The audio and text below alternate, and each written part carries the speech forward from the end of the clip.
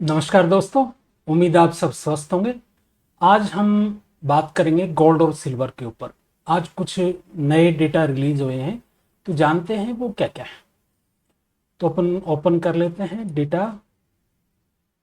तो आज 5:45 पर एडीपी नॉन फार्म एम्प्लॉयमेंट यानी कि प्राइवेट जो नौकरियां हैं उसके बारे में डेटा रिलीज हुए हैं 5:45 बजे।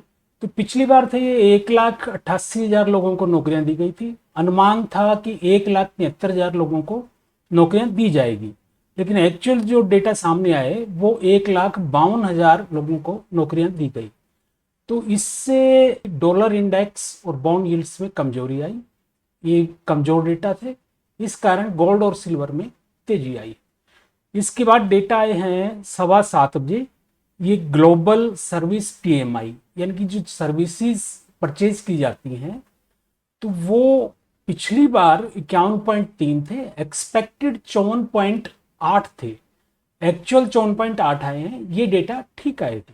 7:30 बजे नॉन मैन्युफैक्चरिंग पीएमआई आई है और नॉन मैन्युफैक्चरिंग प्राइसेस आए हैं। ये डेटा भी जो नॉन मैन्युफैक्चरिंग पीएमआई है ये अच्छे डेटा आए हैं। पिछली बार 49.4 थे, एक्सपेक्टेड 51 थे और एक्चुअल जो आए हैं 53.8 आए हैं।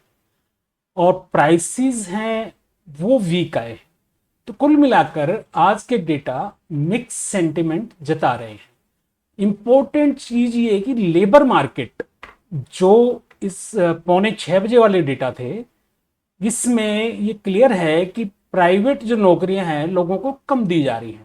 इसका मतलब ये हुआ कि रिसेशन हो रहा है, यानी इकोनॉमिकल ग्रोथ नहीं आ पा रही है, बल्कि मद्दी का रुझान आ रहा है। ग्लोबल मद्दी के संकेत हैं। तो इस वजह से इन्वेस्टर्स जितने भी हैं वो सब ये सोच रहे हैं कि ब्याज दर ग्लोबली, अमेरिका को अगर एक बार छोड़ दें, वो सितंबर की बातें हैं, तो और जो देश हैं वो ब्याज दरों में कटौती कर सकते हैं ताकि ये मद्दी और ज्यादा ना बढ़े। और फिर जो महंगाई के इन्फ्लेशन के डेटा भी आ रहे हैं वो सभी डेटा कमजोर आ रहे हैं, यानी कि महंगाई कम हो रही है, महंगाई काबू में है। अब हम बात करते हैं फेड वॉच की। सीएमई का जो फेड वॉच टूल है उस पे लोग अनुमान लगा रहे हैं कि 18 सितंबर को जो होने वाली मीटिंग है उसमें 68.2% चांसेस हैं कि एफओएमसी ब्याज दरों में कटौती कर दे।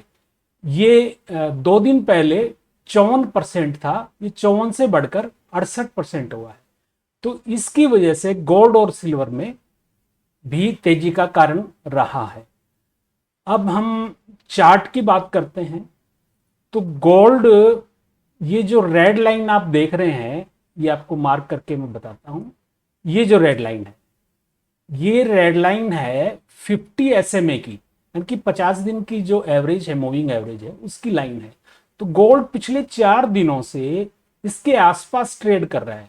अगर इकोनॉमिकल डेटा जो फ्राइडे से, शुक्रवार से कमजोर आ रहे हैं, उसमें कोई तेजी नहीं आई तो फिर और मुद्दा आना बड़ा मुश्किल हो जाएगा।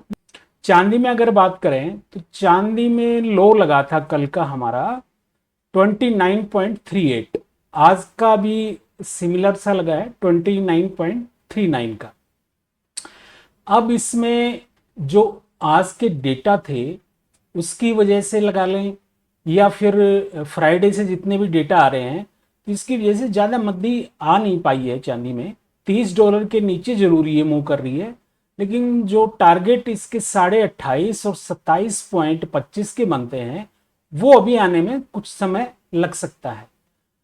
और इसकी जो आरएसआई की बात करें, ये आप जो देख पा रहे होंगे, ये रिलेटिव स्ट्रेंथ इंडेक्स है। तो ये भी 50 से ऊपर आज आ गया है। कल इसने जरूर 50 से नीचे डिप लगाई थी। तो 50 से नीचे जैसे ये रहेगा, इसमें चांदी में गिरावट आने की संभावना बनी रहेगी। डॉलर इंडेक्स आज 104.37 पर अभी ट्रेड कर रहा है और बॉन्ड यील्ड्स ही घटी हुई हैं।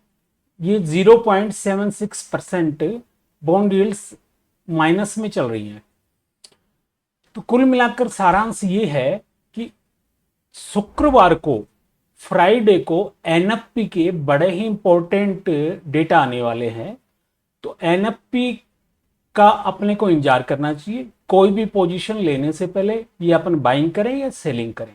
तो हफ्ते के या अपन ये भी कह सकते हैं कि महीने के सबसे महत्वपूर्ण इंपॉर्टेंट डेटा हैं जो शुक्रवार को रिलीज होंगे।